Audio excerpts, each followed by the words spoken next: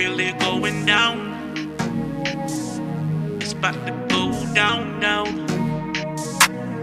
Really going down. It's about to go down now. We the people, Shi'yah, Israel. We the people, Shi'yah, Israel. We the people, Shi'yah, Israel. We the people, Shi'yah, Israel. We the people. Start me out in the book of Sirach, chapter 36. Give me verse 11 and 12. We come out here to wake up the 12 tribes of the children of Israel, to let you guys know who you are according to the Bible. A lot of our people don't know who they are. A lot of our people are lost. A lot of our people don't know that they still in captivity. They think they free. Not according to the Bible. You are not free. You're still in captivity. Give me that when you got that, brother. This is the book of Sirach, chapter 36 and verse 11. Gather all the tribes of Jacob together. Do what? Gather all the tribes of Jacob together. The Most High God commanded us to gather all the tribes of Jacob. We're supposed to gather them together. Read. And inherit thou them as from the beginning. O Lord, have mercy upon the people that is called by thy name. Right. We ask the Most High God to have mercy on the children of Israel. The Most High God is at wrath. We provoked him to anger. We done everything abominable in his sight. So the Most High God really wants to take all of us out, but he doesn't want to if we hearken to his voice and get back right with him. A lot of our people don't want to get back right with him. A lot of our people love the sins that they commit, and they love this place called Babylon the Great, which this place Babylon the Great is going to get destroyed. That's all I got on 12. And upon Israel, whom thou hast named thy firstborn. We the firstborn. Most High God's only dealing with us. So when it comes to iniquities, when it comes to us being held captive, when it comes to us dealing with things that's in life or whatnot, then we want to know the reason why we are going through these things. It's because Most High God's dealing with us. He dealing with us just like as he dealing with sons. He has to punish us for the iniquities that we commit on this earth. Give me the book of Baruch, chapter 1, and let me get verse, let me see, 13 and 14. This is the book of Baruch, chapter 1 and verse 13. Pray for us also. This is what we need to do. We need to pray for the Most High God. We need to pray to him. We need to go to people who's already keeping God's commandments. We need to go to them so they can pray for us, because right now the Most High God ain't listen to you if you're in the midst of sin. Read on. Unto Yahweh our power, for we have sinned against Yahweh, our God. And unto this day, the fury of Yahweh and his wrath is not turned from us. We need to recognize that we have sinned against our Father. We have committed iniquity all in his eyesight. We need to sit down and we need to confess these things. We need to get back right with the Father. This is one of the ways that you can get back right with the Father. You want the Father to hear you. You want the Father to save you up out of your transgressions. Well, you need to first and foremost, you need to acknowledge that you have sinned against him. Once you start acknowledging you have sinned against him, then the Most High God can make you clean. That's it you got on 14. And ye shall read this book, which we have sent unto you, to make confession in the house of the Lord. See, there it goes, right there. Make confessions. You need to recognize that you committed sin against the Father. You transgressed his laws. You ain't keeping none of his laws or whatnot, and you need to know that. If you don't know that, then how you gonna get into the kingdom of heaven? You have to know the things that you have done, and they're not according to the Bible. We all been led astray, but it's time to get back right with the Father. He sent his prophets on this earth on his last days, because this place right here is gonna come to naught. Most High God gonna take this place out. You don't want to be on the side of his destruction. You want to be on the side of his goodness, his gladness, his joyfulness, his meekness. You want to be on the side of that, so you can inherit the kingdom of heaven. And unto the feast and the solemn days. Verse 17. For we have sinned before the Lord. There we go again. They're acknowledging that they have sinned before the Lord. Read on. Verse 18. And disobeyed him, and have not hearkened unto the voice of the Lord your God. What does it mean not to hearken to the voice of the Lord thy God? That means when you committed iniquity, you never turned to the Most High God. You never went to his Bible. You never listened to the words that he commanded us to do. You continue in the midst of your sin. You never turn to your Father. Your Father have all the answers right now. This is the blueprint on how you're supposed to live this life on earth so you can get into the kingdom of heaven. Read on. To walk in the commandments that he gave us openly. What did he give us? To walk in the commandments that he gave us openly. The Most High God gave us commandments that we're supposed to follow while we're living on this place called earth. He gave us commandments that we're supposed to do. He gave us statutes. He gave us judgments that we all supposed to live by, the people, the so-called blacks, Hispanic, and Native Americans. But the thing about it is, we don't want to live by that. We love Babylon the Great so much that we will commit all kind of iniquities, all kind of sins, all break every last commandment up on it. And when we break commandments, when the so-called black people break commandments, they go all out when it comes to breaking commandments. For birthdays, for an example, when we go birthdays, when we do birthdays, we got to do it big. We gotta have all kind of balloons. We gotta have all kind of rose petals and chariots and stuff like that. We gotta show the Most High God that we despise His laws. That's utter wickedness in the eyes of the Most High God. Read what you got. This is the book of Jeremiah, chapter 20 and verse 14. Cursed be the day wherein I was born. Cursed be the day in where I was born. Meaning, you're not supposed to celebrate birthdays. Can anybody point out any birthday that any one of our forefathers and foremothers celebrated?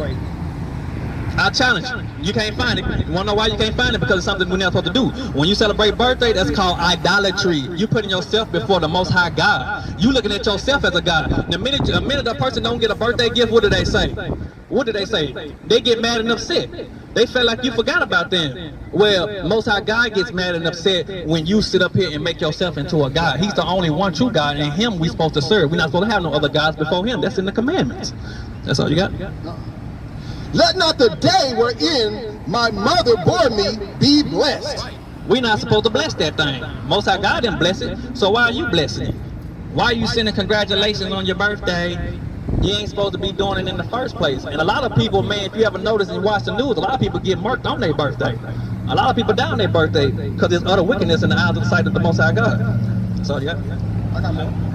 Cursed be the man who brought tidings to my father, saying, a man-child is born unto thee, making him very glad. This goes into bringing gifts to a child that's born. Most High God didn't tell you to do that, so why are you doing it?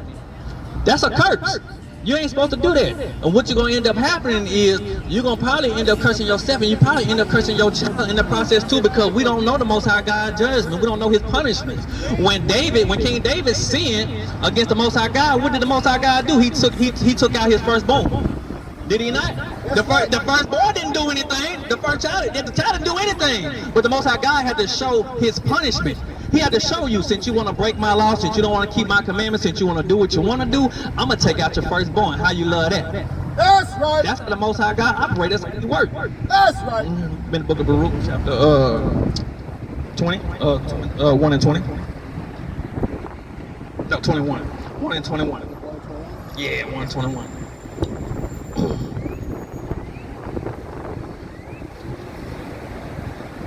This is the book of Baruch, chapter 1 and verse 21. Nevertheless, we have not hearkened unto the voice of the Lord your God. A lot of our people have not listened to anything that the Most High God has said, how He's commanded us. Don't think that we're the only prophets that come out here. No, it's other prophets that come out here. They tell you the same thing, but a lot of our people stuff up their ears and don't want to hear the truth. They don't want to hear the true gospel according to the Bible. That's right. What is the gospel? The good news. This is what we're trying to bring out to you. We're trying to bring out to you that salvation is for you. But you ain't finna get in there for free. You ain't gonna get the kingdom of heaven for free, thinking that you can do what you want to do. No, there's things that you have to do in order to get into the kingdom of heaven. God told you, keep His laws, statutes, and commandments. A lot of our people don't want to do that. They want to do what they want to do and still inherit the kingdom of heaven, but that ain't how it works. Read on. According unto all the words of the prophets whom He sent unto us. Most High God sending prophets right here. We prophets right now. We're trying to prophesy to you according to the words of the Most High God. We're trying to tell you to turn away from your iniquities and your transgressions and come back to serving the Father. That's why we out here. Because the Most High God, when He sends His prophets out here, He's sending warning. He's trying to warn you of what's to come. So when you stand in front of Yahushua on that day of judgment, this day gonna be recalled back to you. In case you end up dying afterwards and not keeping His law, statutes, and commandments, He's gonna say to you, Did not my prophets tell you this? And then he's going to bring it back into your remembrance. And then he's going to show you out of the Bible the iniquities that you have committed. Whereas you could have been saved, you chose destruction and death. The Most High God said, choose life. Choose life this day. While you still got breath in your body, choose life, choose to live. The commandments are life. If you live by that, read on. Verse 22. But every man followed the imagination of his own wicked heart. Right. And that is what goes on today. A lot of our people don't want to listen to the words of the Most High God. They want to do what they want to do. They want to be able to celebrate birthdays and think they can still inherit the kingdom of heaven. They want to commit all kind of idolatry. They want to fornicate with a man's wife, or they want to have sex with a woman's husband.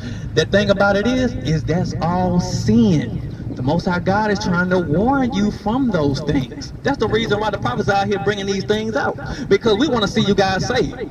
We don't want to see you guys, go into destruction. It's better for us to try to save you than for you to end up in destruction. That's the reason why we're out here. Jump to chapter 2 and give me verse 8. Chapter 2, verse 8. It says, yet have we not prayed before the Lord, that we might turn away one from the imagination of his own wicked heart. But read on. Verse 9. Wherefore the Lord watches over us for evil, and the Lord which brought it unto us, for the Lord is righteous in all his works which he has commanded us. So the Most High God is righteous in everything he do. So if the Most High God sends you behind a punishment because you committed iniquity according to his laws, then that is a righteous thing. Just like if you do the Most High God commandments, you get blessed in return. He's righteous. He isn't unfair. A lot of our people think it's unfair that I have to go through this life, that I have to do this, that I have to be done this, I have to get punished this way, I have to get punished that way. No, that is righteous judgment. You maybe did something, in your life that you never reflected on, that it came back on you, because the judgment isn't done expediently. That causes you to continue on in iniquity and sin. But the Most High God, he is a just God. He's going to punish you for that, even though you get your life right. But the good thing is, when he afflicted you, that's a good thing, because he's treating you like a son. He's treating you like a child.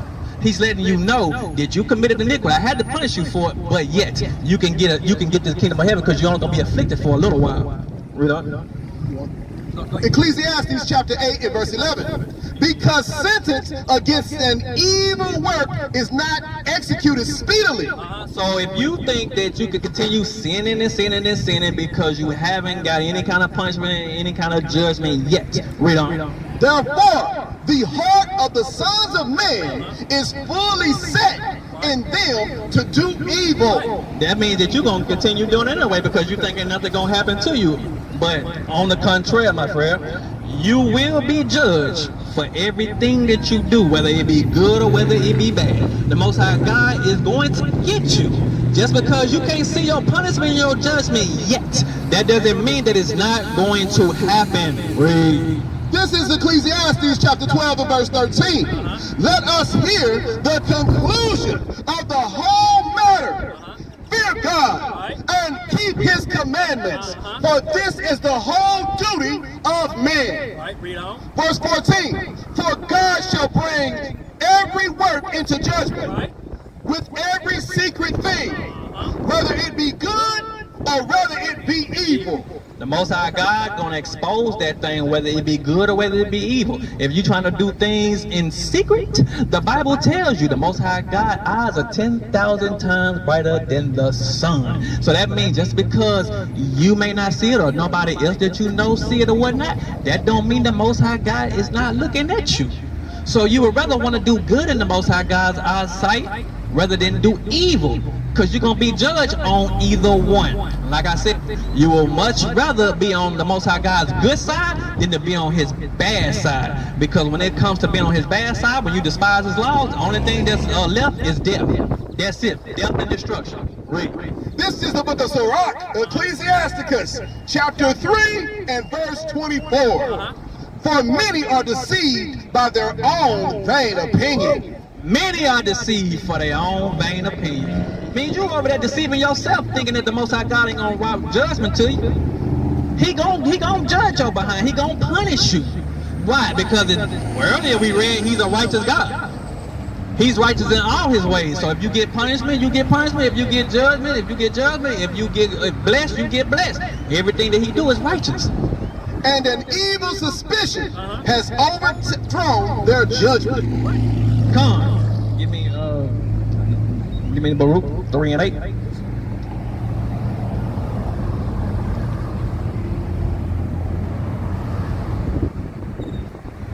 This is the book of Baruch, chapter 3 and verse 8. Behold, we are yet this day in our captivity. Whoa, we are yet today in what? We are yet this day in our captivity. Today you still in captivity. Don't think in your carnal mind that you're still free, because you're not. Your enemy will let you know that you're still in captivity just because the yokes of iron came off our forefathers' necks. The ones that was on their brain is still on there. We try to tell our people that you're not black, you're not Hispanic, you're not a Native American. You are a child of God. You are from the tribe of Issachar. You are from the tribe of Judah. You are from the tribe of Gad. We try to tell our brothers and sisters this because why? Because those names that your oppressor gave you, you will not find up in this Bible. So if you think you are that, then you are still in captivity. Give me verse 9. Verse 9. Hear, Israel, the commandments of life. Right. Give ear to understand wisdom. Right. How happeneth it, Israel, that thou art in thine enemy's land? Right. Y'all in your enemy's land. The Bible is telling you, give ear to wisdom. You guys need to understand that. The reason why you don't have the wisdom is because you won't seek God for it. God is all-knowing. He got all the answers. He gave you this Bible right here for our benefit, for our health. He gave us this so we can know who we are, so we can call it back to remembrance. The Most High God didn't leave us astray. He didn't never forsake us. He wouldn't send prophets out here if He did. He sent children that He already woken up to this truth to go wake up the other ones that still sleep. That's the reason why we out here. Yes.